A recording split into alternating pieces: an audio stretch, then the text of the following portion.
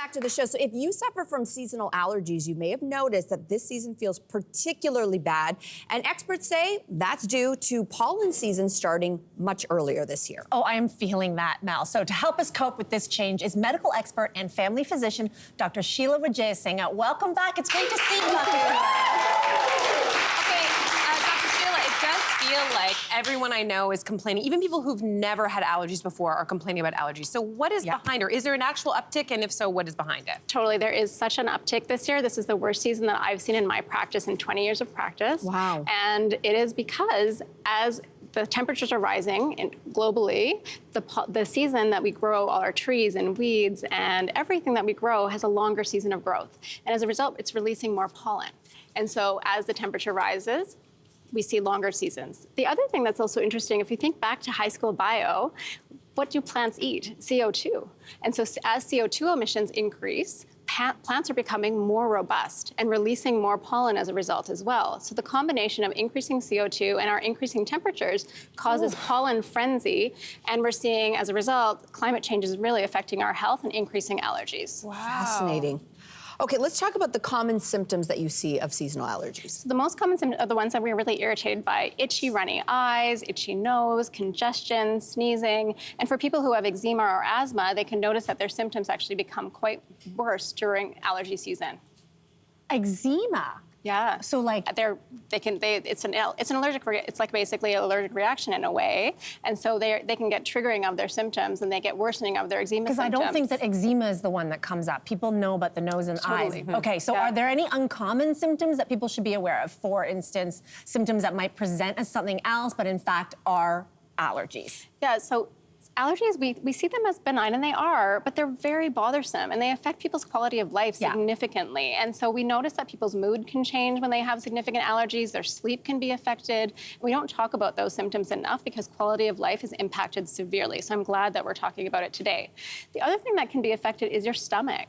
So histamine that's released with an allergic reaction, we have histamine receptors in our gut as well. And so some people get bloating, diarrhea, abdominal pain as well during seasonal allergy time. Wow. I feel so validated because this was all me three weeks ago. Actually, and I was like, what's going on? Let's talk about that, because Lainey came in a couple weeks ago and she's like, I have the worst allergies ever. And I'm like, how do you know it's not a cold? And so how do people tell the difference between a cold and allergies? It's very hard to tell the difference because the symptoms are very similar. So they both share things like itchy nose, not itchy nose so much, but more runny nose, congestion. You can just feel run down with both. Yeah. But colds are caused by viruses, and seasonal allergies is your body's reaction to something benign in the environment like pollen, and it feels like there's a threat with that pollen, and your body has this inflammatory reaction to fight it. And as a result, you feel run down and you get the symptoms. Similar symptoms are the ones we mentioned, but the ones that are different, with colds, you can get a fever, aches and pains. It lasts about 5 to 7 days and it goes away. Seasonal allergies can last for months for some people, and you generally have itchy eyes is the one hallmark feature of allergies that colds don't have. Okay. So is there are there people who are perhaps more at risk of developing seasonal allergies than others, or ages? Yeah, so about 20% of the population suffers from seasonal allergies. I'd say that number's rising though. And the most common reasons why people may be at most at risk are if you have a family history of allergies, asthma, or eczema, male-born individuals, first-born individuals. Why is that? Probably because I think the theoretically is that we were really clean with our first child. When the second one comes around, like our house is like filth, right? And they're exposed to more dirt and germs. Wow. And so you have more exposure in childhood to things that then you decrease your sensitivity. And then things like early exposure to antibiotics, which is why we're always cautious. Do you really need antibiotics? Maybe not for ear infections and otherwise, because it increases the risk of allergies later on. And things like early smoke exposure can also increase your risk.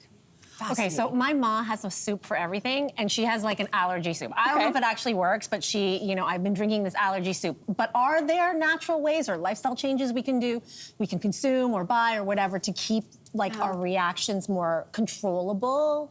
Yeah, so like, because we know that when you're exposed to something, it triggers your reaction, first thing is avoiding it if you can. So in times where there's high pollen count, stay indoors if you can, keep your air conditioning on. But I have to play golf. Okay, yes.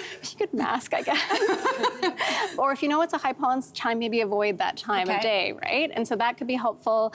Keeping your doors closed because pollen and allergens can come into the house, but if it gets in anyways, because it always does, vacuuming regularly, changing your sheets, making sure you wash them with hot water is also important.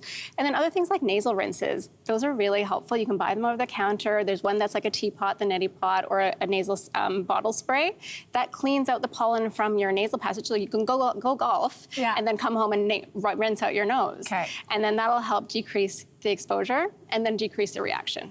So let's talk about medicinal options to help take care of symptoms. So there's so many options available, and it depends on what we're treating. So there's antihistamines, which are oral and nasal spray antihistamines, are a newer option for people. You can buy those over the counter or get them prescribed. Those are really good for the itchy, runny nose symptoms. If you have more congestion, though, it's important to consider something like a nasal steroid spray. And that's very effective. You use it every day during the season that you need it, and it helps to decrease the inflammation.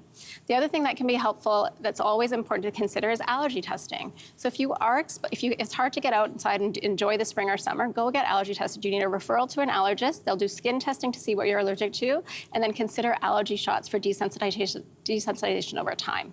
Decongestants can be used as well. You just have to use caution. You can buy them over the counter, but overuse of them can cause rebound symptoms or worsening symptoms.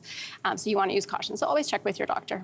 Okay, let's go a little bit deeper now. It is time for a rapid-fire true or false game. Ladies, gents, grab your paddles, and here we go. True or false?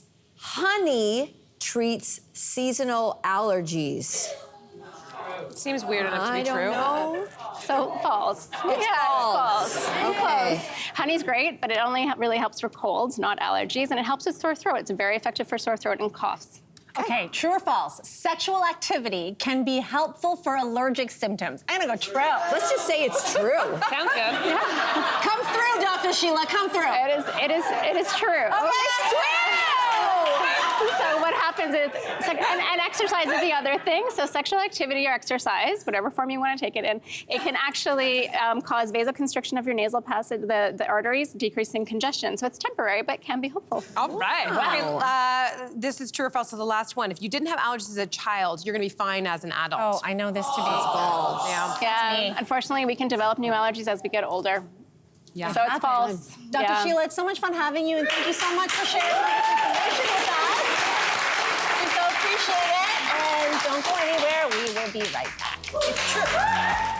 Thanks for watching. We've got lots more discussion and debates on everything from food and fashion to pop culture and current events. Don't forget to click like and subscribe.